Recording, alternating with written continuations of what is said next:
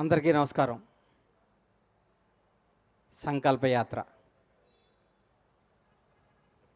ఇది రాజకీయ యాత్ర కాదు, దైవ సంకల్పం.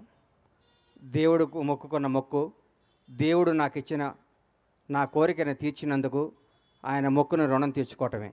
దయచేసి ఇది రాజకీయ యాత్ర కాదు, ఏ రాజకీయ పార్టీలకు సంబంధం లేదు. ఇది నేను అభిమానంతో ఎంకన్న కొండకు ఇక్కడి నుంచి నడిచి వెళ్తున్నా. ముఖ్యంగా నాకు జన్మనిచ్చిన నా తల్లిదండ్రులకు, నాకు బతుకునిచ్చిన నా షాద్నగర్ గడ్డకు, 4.5 దశాబ్దాల కిందట ఈ ఊర్లో అడుగుపెట్టాం. మామూలు కుటుంబంగా అడుగుపెట్టిన మాకు ఈ స్థాయి, ఈ స్టేటస్, ఈ అంతస్తు ఇచ్చిన ఈ షాద్నగర్ గడ్డ ఈ ప్రపంచంలో నాకు ఎంత ఇష్టమైన గడ్డ. అలాగే నా జీవితానికి అర్థం చెప్పి నేనున్నాను అని నన్ను ముందుకు నడిపించిన నా దైవ సమానులు పవన్ కళ్యాణ్ గారికి ఈ సందర్భంగా ఇంకొకసారి హృదయపూర్వక కృతజ్ఞతలు తెలియజేసుకుంటూ నా అడుగు ముందుకేస్తున్నాను. ఇది విచిత్రమో దైవ నిర్ణయమో నాకు తెలియదు. నేను హైదరాబాద్ మెగాస్టార్ చిరంజీవి గారిని చూద్దామని పోయా. ఫస్ట్ ఆయన హీరోగా నటించిన సినిమా నా థియేటర్లో ఆడుతుంది. ఈరోజు ఇక్కడ సంకల్ప యాత్ర మొదలు పెడుతున్నా. ఎందుకంటే నాకు అదృష్టం ఏముంది, ఇది సంకల్పం. ఓ రోజు ఉదయాన్నే 4 4:30కి నేను నిద్రలేసే అలవాటు. లేవంగానే నా ఫోన్ చూస్తే నంద్యాలలో చంద్రబాబు నాయుడు గారు అరెస్ట్ చేస్తున్నారు అని చెప్పారు. షాక్ అయిపోయాను. ఇదేంద్రా నాయన చంద్రబాబు గారిని అరెస్ట్ చేయటమని. నేను అనుకున్నాను చంద్రబాబు గారిని గుంటూరు తీసుకొస్తారు, అక్కడ బెయిల్ ఇస్తారు.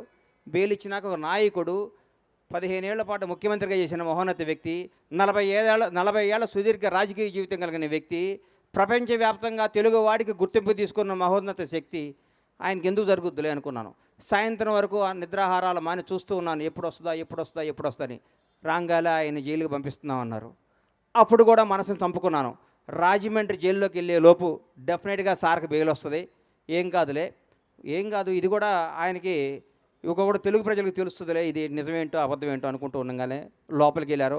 1వ రోజు, 2వ రోజు, 3వ రోజు, 4వ రోజు అలా రోజులు గడుస్తున్నాయి. సార్ బయటికి రావట్లేదు. లోపల ఏం చేస్తున్నారని చిన్న టెన్షన్, చిన్న భయం స్టార్ట్ అయింది. ప్రతిరోజు ప్రతి క్షణం ఈయన ఎప్పుడు బయటకు వస్తారా అంటూ ఉండేవాళ్ళు. ప్రతిరోజు నేను అందరితో మాట్లాడుతూ ఉంటే నేను ప్రతిరోజు వాయిదా ఉన్నప్పుడల్లా సుప్రీంకోర్టుకి వెళ్ళటం జరిగేది. ఎందుకు? అందరికంటే ఆ తీపి వార్త, ఆ మంచి వార్త, సార్కి బెయిల్ వచ్చింది అన్న మాట నేనే వినాలి ఫస్ట్ అన్న స్వార్థంతో ప్రతిరోజు ఢిల్లీ వెళ్ళి కూర్చుంటూ ఉండేవాడిని. ఢిల్లీ వెళ్ళి కూర్చుంటే ఒకరోజు కంపల్సరీ ఈయనకి బెయిల్ వస్తుంది, అందరూ హ్యాపీగా ఉండండి అందరం అనుకోవటం జరిగింది. మాట్లాడుకున్నాం. ఆ రోజు మా శివాజీకి చెప్పాను, శివయ్య ఈసారి సార్కి బెయిల్ వచ్చేస్తుంది, ఇంకా హ్యాపీ, ఇంకా ఏం కాదంటే మనాడు అన్న రోజు మా వాడు నీది యథార్థవాదే లోక విరోధి, వాడు యథార్థాలు మాట్లాడతాడు కాబట్టి మా తమ్ముడు ఎప్పుడు లోకానికి విరోధి అవుతుంటాడు. ఎవడు ఏమనుకున్నా, ఎవరు ఎన్ని అనుకున్నా, ఏదనుకున్నా మా వాడు స్టైల్ మారదు, మా వాడు పందా మారదు. ఇది ఏం చెప్పిందో అదే మాట్లాడతాడు. మనస్సాక్షినే మాట్లాడే వ్యక్తి శివాజీని మాట్లాడుకున్నాను. ఎల్లంగాలే జడ్జి గారి ముందు కూర్చున్నాను. సార్ది వచ్చింది, బెయిల్ వస్తుంది, 1 గంటలో సార్ బెయిల్కి వచ్చేస్తుంది, హైదరాబాద్ వెళ్ళిపోతే ఆనందం చూస్తే ఆ గౌరవ న్యాయస్థానంలో ఆ జడ్జి గారు ఒకటే మాట అన్నారు, ఇది నాట్ బిఫోర్ మీ అని ఫైల్ పక్కన పడేశారు. గుండె జారిపోయింది.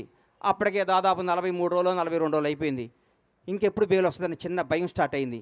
నడుచుకుంటూ బయటకు వచ్చాను. ఆకాశం వైపు చూశాను. 7 కొండల వాడు కనపడ్డాడు. అయ్యా, మానవ మాత్రులు ఇది చేసే పనిలా కనిపిస్తలేదు. 7 కొండల వాడా, చంద్రన్నని ప్రాణాలతో బయటికి తీసుకురా. భగవంతుడు సాక్షిగా చెప్తున్నా, చంద్రన్నను బయటకు ప్రాణాలతో తీసుకురా. ఆయనకు పదవి రావాలనో అధికారం రావాలి, ఇవన్నీ నేను మొక్కోలా. ప్రాణాలతో ఆయన బయటకు వస్తే నా గడప నుంచి నీ గడప దాకా నడిచొచ్చి నీ మొక్కు తీర్చుకుంటానయ్యా, నువ్వే చంద్రబాబు గారిని కాపాడాలని మొక్కోవటం జరిగింది. ఆ రోజు మామూలుగా వచ్చాను. తర్వాత ఉద్యతం కేబీఆర్ పార్క్ దగ్గర ఓ రోజు వచ్చి అందరు మీడియా వాళ్ళు, సార్ ఏం చెప్తారని మీడియా మొత్తులు అందరూ నన్ను అడిగారు.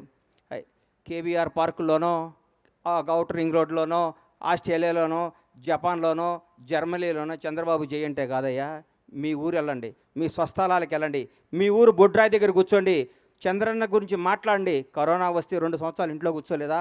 నెల రోజుల పాటు మనకి బతుకునిచ్చిన చంద్రబాబు నాయుడు గారి కోసం మనం నెల రోజులు కష్టపడలేమని ఉద్యమాన్ని తెలరేపితే సోదరిమణులు ఆ రోజు ఐటీ పీపుల్స్ అందరూ మన తేజస్విని కానీ ఆ టీం అందరు కానీ మా శివాజీ కానీ మేమందరం ఒక టీంగా వచ్చి గచ్చిబౌలిలో ఆ రోజు అద్భుతమైన జరిగి భగవంతుడి దయ వల్ల ఏడుకొండల వాని ఆశీస్సుల వల్ల దైవ సంకల్పంతో 52వ రోజు మహానేత తెలుగు జాతి గర్వించదగ్గ తెలుగు బిడ్డ నారా చంద్రబాబు నాయుడు గారు బయటకు వస్తుంటే నాలో టెన్షన్ ఏ విధంలో ఉన్నారో లోపల ఎట్లున్నారో 52 రోజుల పాటు ఎలా కుంగిపోయి ఉన్నారని బయటకు వస్తుంటే జూలు పడిచిన సింహంలాగా తెలుగువాడి గర్వంలాగా తెలుగువాడు తేజస్సులాగా ఎస్ నేనున్నా ఈ జైళ్ళు ఈ వ్యక్తులు ఈ కుతంత్రాలను నేను చేయలేవు తెలుగు ప్రజల కోసం నేనున్నాని అడిగేస్తుంటే ఆ ఉత్సాహంతో ఉర్రెక్కింది ఆ రోజు నుంచి చంద్రన్న నీలాంటి వాడు తెలుగు జాతికి కావాలి కదా మొక్కొని ఆ మొక్కు తీరటానికి అడిగేస్తున్నాను ఇది రాజకీయ యాత్ర కాదు ఇది దయచేసి రాజకీయంగా కానీ కాంట్రవర్సీగా చూడొద్దని చేతులెత్తి నమస్కరిస్తూ మీకు తెలియజేసుకుంటూ ఈ యాత్ర విజయవంతం కావాలని ఈ యాత్ర ద్వారా ఏడుకొండలవాడు ఆశీస్సులు పొందాలని నాతో పాటు నా అడుగు ప్రతి చంద్రబాబు అభిమాని అడుగుది ప్రతి తెలుగువాడి అభిమానం అడిగిది ఈ అడుగు నాది కాదు ఈ కోట్ల మంది తెలుగు ప్రజలు అడిగిది జై చంద్రబాబు ఈ అవకాశం ఇచ్చిన ఏడుకొండల స్వామికి నాకు సహకరించిన నా షాద్నగర్ ప్రజలందరికీ హృదయపూర్వక ధన్యవాదాలు తెలియజేసుకుంటూ మీ సహాయ సహకారాలు మీ అభిమానం మీ ఆశీస్సులు ఉండాలని కోరుకుంటూ సెలవు తీసుకుంటున్నాను థ్యాంక్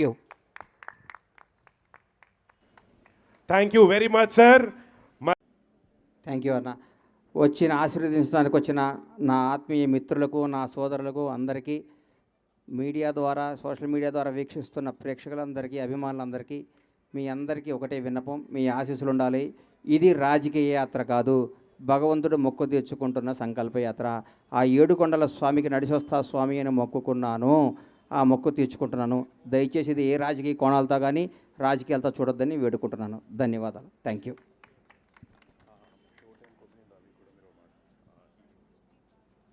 ఈ ఈవెంట్ని భుజస్కంధాలం వేసుకొని అద్భుతంగా నడిపిస్తున్న మిత్రుడు షో టైం రవి కొమ్మికి హృదయపూర్వక ధన్యవాదాలు తమ్ముడు ఈ అత్యంత తక్కువ టైంలో కూడా నువ్వు చేసిన ఈ సాంగ్స్ కానీ ఈ ఏవి కానీ ఈ టీం వర్క్ కానీ అన్ని విధాల నువ్వు చాలా ఎక్స్ట్రానరీ నీకు ఇంకా అద్భుతంగా ఉంటుంది థ్యాంక్ యూ సో మచ్